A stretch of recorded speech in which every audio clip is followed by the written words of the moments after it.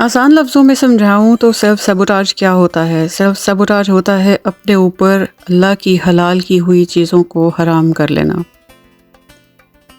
جیسے کہ نبی صلی اللہ علیہ وآلہ وسلم نے ابھی خواہش ہی کی تھی کہ میں آج کے بعد ہنی نہیں کھاؤں گا، شہد نہیں کھاؤں گا، تو اللہ تعالیٰ نے فوراً ان کی اصلاح کی تھی کہ آپ اپنے اوپر حرام مت کیجئے جو چیز اللہ نے حلال کی ہے۔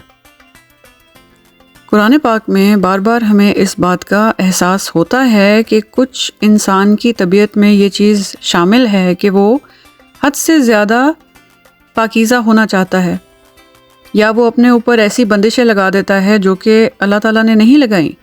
جیسے کہ کچھ معاملات ہیں جہاں پہ کچھ لوگوں نے اپنے اوپر کچھ بکریوں کا گوشت اس کی تقسیم اس طرح سے کی تھی کہ فلاں کھا سکتا ہے، فلاں نہیں کھا سکتا۔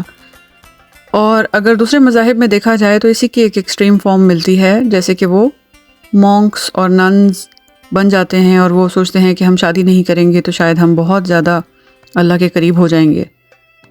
کیا اللہ تعالیٰ کو ان سب چیزوں کی ضرورت ہے؟ ہر قسم کی عبادت، اب تو سائنس بھی ثابت کرتی ہے کہ عبادات جو ہیں وہ انسان کو ہی فائدہ پہنچاتی ہیں۔ ہماری عبادات کا اللہ تعالیٰ کو کیا فائدہ؟ جو کچھ ہم پڑھتے ہیں اسی میں ہماری بقا ہے، اسی میں ہماری ایگزسٹنس کے راز چھپے ہیں، وہ چیزیں ہمیں ہی فائدہ پہنچا رہی ہوتی ہیں۔ جو کچھ عبادات ہم کرتے ہیں اس کا ہمارے ہی باڈی کو بینیفٹس ہو رہے ہوتے ہیں۔ تو ہم اپنی حدود کو کراس کر کے، اپنے آپ کو تنگ کر کے، جب ہم اپنے اوپر حلال چیزوں کو حرام کرتے ہیں تو ہم خود پر ظلم کرتے ہیں۔ تو وہ نہ تو اس میں کوئی فائدہ ہے، نہ اس میں کوئی ثواب ہے، نہ کوئی اس میں ایکسٹرا مارکس ملنے ہیں، نہ ڈسٹنکشن ملنی ہے۔ جیسا کہ دیکھا جائے تو ابھی تک اس ایک واقعے میں سے جتنی مرتبہ پڑھوں کوئی نہ کوئی نئی بات اللہ تعالیٰ کھول دیتے ہیں، اور اتنی عقل دنگ رہ جاتی ہے کہ یہ پہلے کیوں نہیں بات سمجھ آئی۔ قرآن پاک کے اتنے لیئرز ہیں، اتنی زیادہ، کہ شاید آپ پڑھتے چلے جاتے ہیں تو ایک سے ایک وہ کھلتی چلی جاتی ہے آپ پہ، آپ کبھی بھی اس کو پڑھنا چھوڑ ہی نہیں سکتے۔ جب بھی آپ پڑھیں گے آپ کو کوئی نئی بات سمجھ آئے گی۔ ایک واقعہ، حقیقت آدم علیہ السلام کی شروعات کا، اسی کی اتنی لیئرز ہیں جو ابھی تک کھلتی چلی جا رہی۔ اس میں ایک بہت امپورٹنٹ بات، بہت خوبصورت بات جو ابھی سمجھ آئی، اللہ تعالیٰ نے سمجھائی ہے، وہ یہ ہے، پوری جنت میں اللہ تعالیٰ نے صرف ایک درخت حرام کیا تھا، پوری جنت میں۔ ہم سب جانتے ہیں جنت کی وسعتوں کو، بیان نہیں کیا جا سکتا، امیجن نہیں کیا جا سکتا۔ پوری جنت میں اللہ نے صرف ایک درخت حرام کیا تھا۔ جی ہاں، اسی طرح دنیا میں صرف چند چیزیں حرام ہیں، باقی سب حلال ہیں، جائز ہیں، اور ہم اپنے اوپر خود حرام کرتے ہیں۔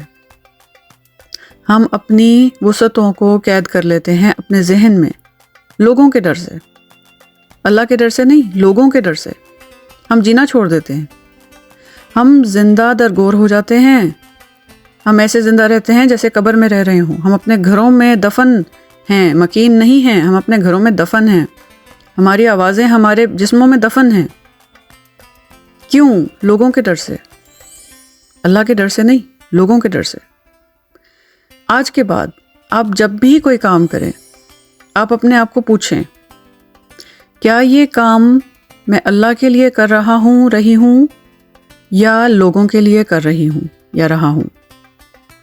کیا یہ کام میں اللہ کے لیے چھوڑ رہی ہوں یا رہا ہوں، یا میں کیا یہ کام لوگوں کے لیے چھوڑ رہا ہوں یا چھوڑ رہی ہوں؟ ون مور ٹائم، جب بھی کوئی کام کریں اپنا جائزہ لیں، کیا آپ وہ کام اللہ کے لیے کر رہے ہیں، اور اگر اس کو چھوڑیں تو کیا آپ وہ اللہ کے لیے چھوڑ رہے ہیں، یا صرف اور صرف لوگوں کو دکھانے کے لیے یا لوگوں کی باتوں سے بچنے کے لیے؟ اس سے آپ کو معلوم ہو جائے گا کہ آپ کی ڈرائیونگ فورس کون ہے، اور اگر آپ کی ڈرائیونگ فورس لوگ ہیں تو یہ بھی شرک ہے۔